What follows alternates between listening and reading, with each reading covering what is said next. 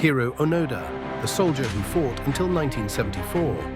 Hiroo Onoda was a junior Imperial Japanese Army intelligence officer sent to Lubang Island in the Philippines during World War II.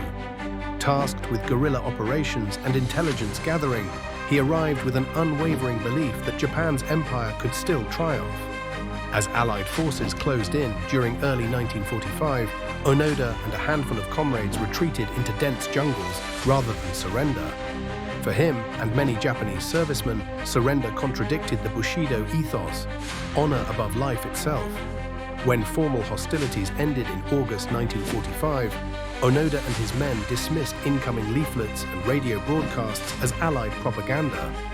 Paranoia, combined with their strict orders never to give in, reinforced their isolation. Sporadic skirmishes with local Filipino farmers and police heightened their sense of a war still raging.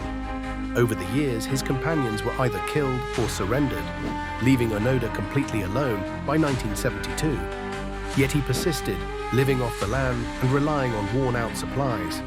Even when confronted by search parties, Onoda believed they were enemy ploys. He remained in a self-imposed war, tethered to 1940s orders that he interpreted as permanent until officially countermanded.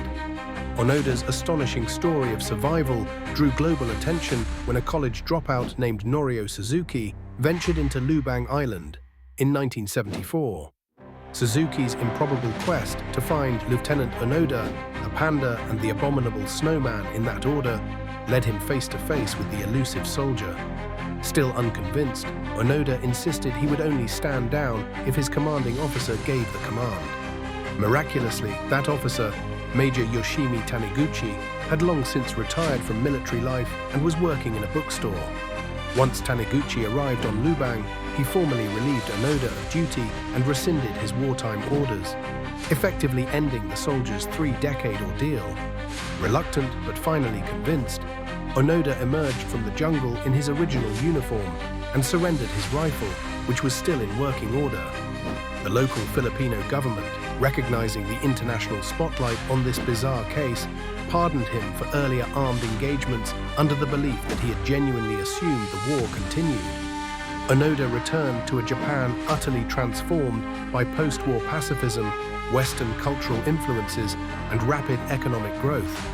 He struggled to adapt to a society that no longer resembled the one he once vowed to protect.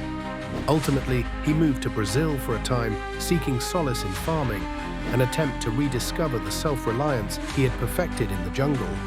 Hiroo Onoda's story captures the extreme lengths to which ideology, duty, and honor can drive an individual. Subscribe to Legends of the Battlefield for more stories that challenge our understanding of war and humanity.